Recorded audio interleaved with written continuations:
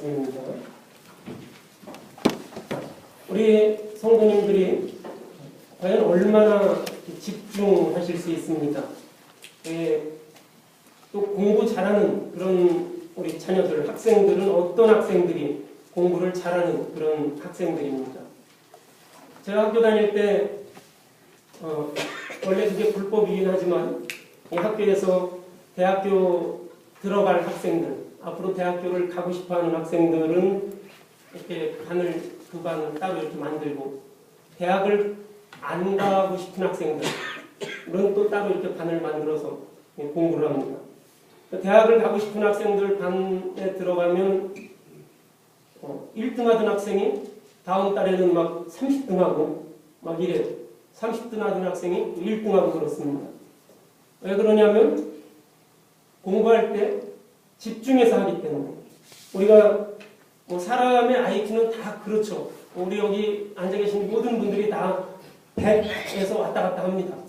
가끔 무슨 1000만 명 중에 한 명, 1억 중에 한 명, IQ가 160이니 210이니 그래서 막 여기 칠판이 이따만한 칠판에다가 막 무슨 물리기호, 수학기호 막 써가면서 푸는 그런 것도 가끔 보긴 하는데, 그거는 정말 특별한 경우고, 우리 여기 앉아 계신 모든 분들은 다 100에서 왔다 갔다 하는 거죠. 어떤 사람은 99, 어떤 사람은 101 왔다 갔다 합니다. 두 자리라고 별로 그렇게 슬퍼하실 필요도 없어요. 99나 101이나 똑같아요. 똑같습니다. 똑같은 사람이 똑같이 공부하는데 왜 얘는 1등하고 왜 얘는 10등합니까? 공부하면서 똑같이 1시간 공부하면서 얘는 집중해서 하는 거고, 얘는 그 시간에 다른 생각, 놀러 가면 어떨까, 이런 생각 하다 보면 잠깐 놓치는 거죠. 그러면 이제 그때는 시험 보면은 이렇게 뚝 떨어지고, 또 정신 차리고 또 다시 집중해서 하면 잘하고 그렇습니다. 다 거기서 거긴데 차이가 있다면 얼마나 집중해서 하느냐.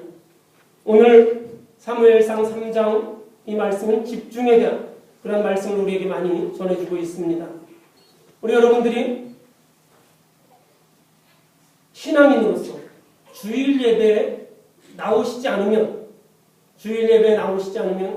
또 수요일이나 새벽기도나 교회의 그런 예배나 이런 것들에 나오시지 않으면, 또 여러분들이 헌금을 하지 않으면, 11조를 드리지 않는다든지 감사헌금을 하지 않는다든지 건축헌금을 하지 않는다든지 이러면 여러분들이 구원 얻을 수 있겠습니까? 없겠습니까?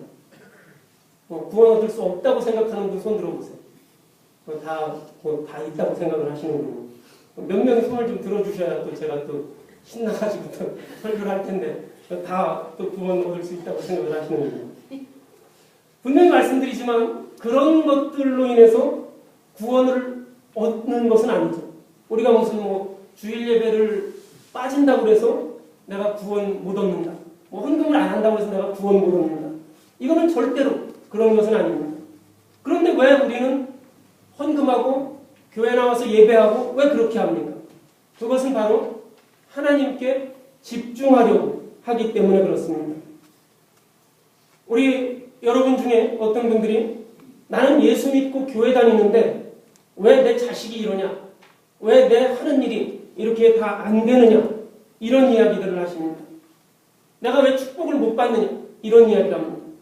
제가 전에 다니던 교회에 젊은 학생이 있었는데 굉장히 열심히 했어요. 공부해서 대학교에서 장학금 받은 걸로, 부모님은 교회를 안 다니시는데 자기가 공부해서 대학교 들어가서 장학금 받은 걸로 교회 이거 있죠, 이거 슬라이드 같은 거 이렇게 하는 거, 그런 거, 그게 그때 한 2만 불, 3만 불 그랬는데 장모님들이 비싸다고. 그때는 이제 그런 게 별로 그렇게 중요할 때가 아니었어요. 그때는 앞에 슬라이드 있는 교회들이 별로 없었는데, 그러니까 장모님들도 그런 거는 별로 할 생각을 안 하고 그랬는데, 이 학생이 자기 장학금 받은 거 모아서 그것도 막 하고 그랬어요. 자기가 만들고 그랬습니다. 그리고 이제 졸업한 후에 좋은 회사 들어갔어요. 컴퓨터 회사 HP 들어가서 연봉도 많이 받고 그랬습니다. 근데 하루는 저한테 그런 얘기를 해요. 회사 들어간 지 한 1년쯤 돼가지고 저는 축복을 못 받았다고 생각합니다. 이런 이야기를 합니다. 내가 너무 힘들고 회사도 나하고 적성에 맞지 않는 것 같고 어려운 것 같아요. 그렇게 이야기합니다. 교회도 잘 못 나오고 그랬어요. 그래서 제가 그 학생한테 그랬습니다. 회사를 다니든 교회를 다니든 열심히 너가 신앙생활하는 것도 무슨 오늘 바쁘다고 또 신앙생활을 등한시한다거나 다른 일 때문에 등한시한다거나 또 회사 가는 것도 마찬가지로 너가 다른 일 할 수 있으니까 그 친구는 이렇게 능력이 많기 때문에 꼭 그 회사 아니라도 다른 회사 갈 수 있다는 생각이 이렇게 좀 있습니다. 그래서 만약에 그렇게 신앙생활하고 그렇게 회사 생활한다면은 어떻게 이 회사에서 진급하고 또 신앙생활하면서 하나님한테 복을 받을 수 있겠는가 그런 이야기를 나눈 적이 있습니다. 우리가 신앙생활하는 것, 우리가 가진 그런 이유들로 인해서 여러 가지 이유들로 인해서 신앙생활을 등한시할 수 있습니다. 그런데 그랬을 때 사람의 일도 마찬가지인데 우리가 회사 다니면서 아프다고 빠지고 또 무슨 바쁘다고 빠지고 돌잔치라고 빠지고 이러면서 회사를 빠지면 그 회사에 얼마나 오래 붙어 있을 수 있겠습니까? 하나님의 일도 마찬가지입니다. 우리가 하나님 앞에 우리의 삶이 집중되는 것, 그것이 우리가 하나님 앞에 축복받을 수 있는 비결입니다.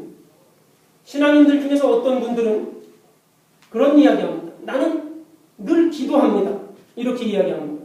나는 내가 하나님 앞에 늘 기도하고 나는 예배를 안 드려도 가끔 예배를 빠져도 나는 늘 하나님을 생각합니다. 하나님이 내 마음과 정성을 아십니다.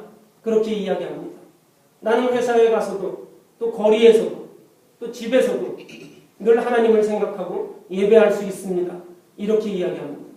물론 그 말에 제가 동의합니다.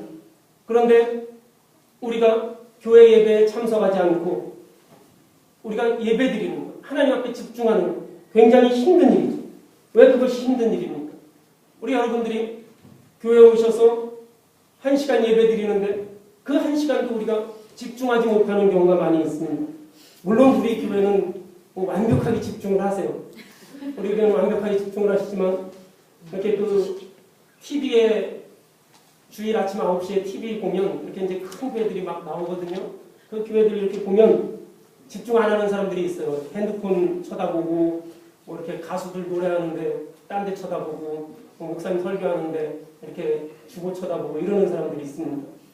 많이 있어요. 한 10,000명 모이니까 한 100명은 될 거예요. 그런 사람들이 있습니다. 교회 예배에 참석해서 1시간 예배 드리는데도 우리가 집안일 걱정하고 머릿속으로 내가 좀 안 좋은 일 생각하고 자녀들 생각하고 이러면서 집중하지 못하는데 과연 내가 혼자 집에 있으면서 길거리를 걸어가면서 차를 운전하면서 말은 그럴듯해. 나는 차를 운전하면서 늘 하나님 앞에 기도합니다. 그런 것 같긴 한데 근데 과연 그렇게 할 수 있냐 이거죠. 우리가 거룩한 예배당에 와서도 집중하지 못하는데 나 혼자 차 타고 운전하고 가면서 얼마나 하나님 앞에 집중하겠습니까? 앞에 차들이 왔다 갔다 하고 막 신호등이 초록색으로 바뀌었다가 빨간색으로 바뀌었다 이러는데 거기 운전하면서 뭘 하나님을 얼마나 생각하고 얼마나 집중하겠습니까? 과연 얼마나 내가 집중하고 예배드릴 수 있겠습니까? 가장 하나님 앞에 집중할 수 있는 시간, 가장 하나님 앞에 집중하기 위해서 모인 시간도 집중하지 못하는데 나 혼자 하나님 앞에 얼마나 집중할 수 있습니까? 우리가 하나님 앞에 물질 드리는 것도 헌금하는 것도 내 삶을 하나님 앞에 집중하는 그러한 증거입니다. 하나님께서 내 마음을 아신다고 하는데 정말 하나님이 내 마음을 정확하게 아시는 거죠. 집중하지 못하는 내 마음을 정확히 아시는 게 아니겠습니까? 우리가 하나님을 섬기는 자들이 있는 곳이라고 해서 저절로 거룩해지는 곳이 아닙니다. 우리가 서울 신림동에 가면 고시촌이 있어요. 서울대학교 앞에 가면 고시촌이 있어서 거기에서 사법고시 이런 거 공부하는 학생들이 굉장히 많이 있습니다. 그 사람들이 다 판검사, 변호사 되는 거 아닙니다. 하나님을 섬기는 사람들이 있는 곳이라고 해서 그리스도인이 모인 곳이라고 해서 우리가 다 저절로 거룩해지는 것이 아닙니다. 여러분들이 교회 나왔다고 해서 다 거룩해지고 다 하나님의 자녀가 되고 구원받는 것이 아닙니다. 고린도 교회라는 그 교회가 있어요. 고린도 교회라는 교회가 있는데 이 고린도 교회는 당시 그 사회가 방탕한 모습을 교회 안에서 그대로 보여준 교회가 이 고린도 교회입니다.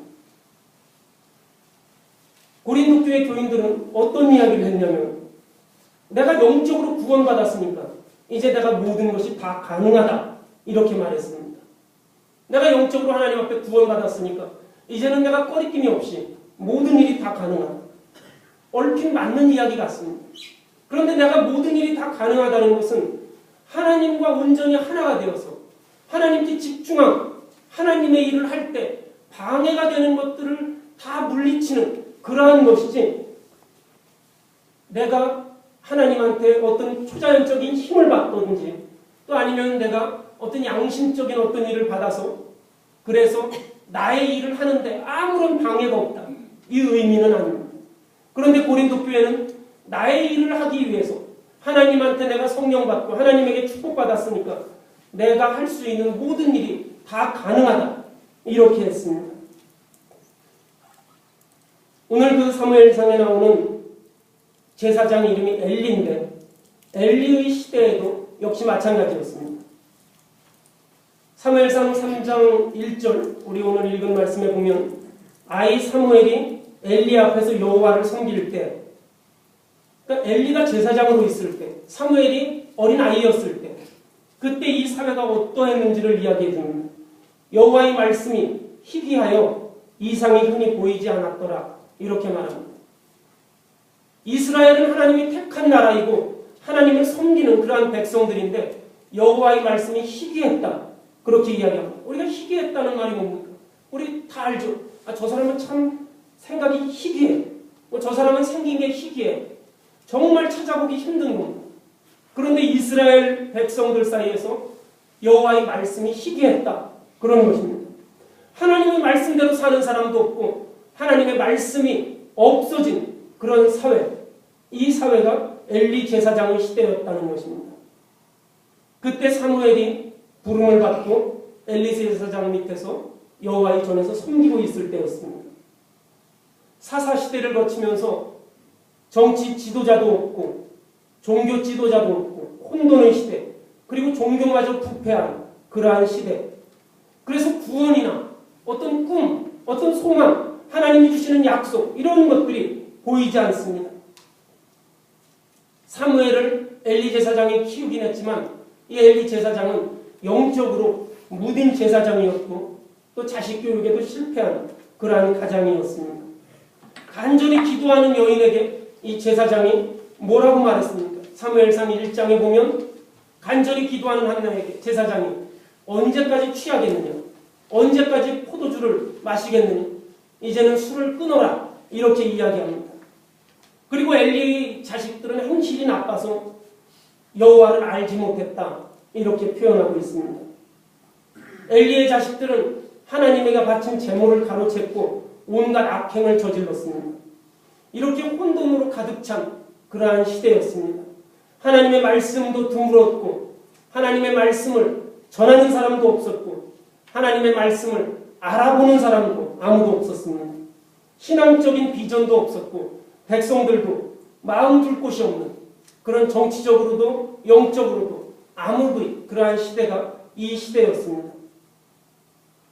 오늘 우리의 시대는 어떻습니까? 우리 젊은이들이 꿈을 가지고 있습니까? 여러분들이 소망을 가지고 있습니까? 여러분이 하나님 앞에 기도하고 있습니까? 하나님이 주시는 비전을 가지고 있습니까? 아니면 우리가 하나님의 말씀이 내 안에서 희귀한 그러한 상태에 있습니다. 사명을 잃어버리고 이스라엘 백성에게 주신 사명을 잃어버린 것처럼 우리 자신도 하나님이 나에게 주신 사명을 잃어버리고 눈앞에 보이는 나의 만족만을 구하고 있지는 않습니까? 외치는 자는 많지만 생명수가 말라버리고 그런 마음의 귀를 닫아버리고 공중으로 흩어지는 그런 말씀이 아닙니까? 비전을 보지 못하고 하나님을 바라보지 못한 채 눈앞에 있는 것만을 쫓고 있지 않습니까? 우리가 어떤 분들이 우리는 기도하는 사람이 없다, 이런 말을 할 수 있습니다. 우리 교회는 기도하는 사람이 없다. 우리 가정에는 기도하는 사람이 없다. 사무엘상 3장 2절에 보면 엘리의 눈이 점점 어두워서 잘 보지 못한다고 그렇게 말.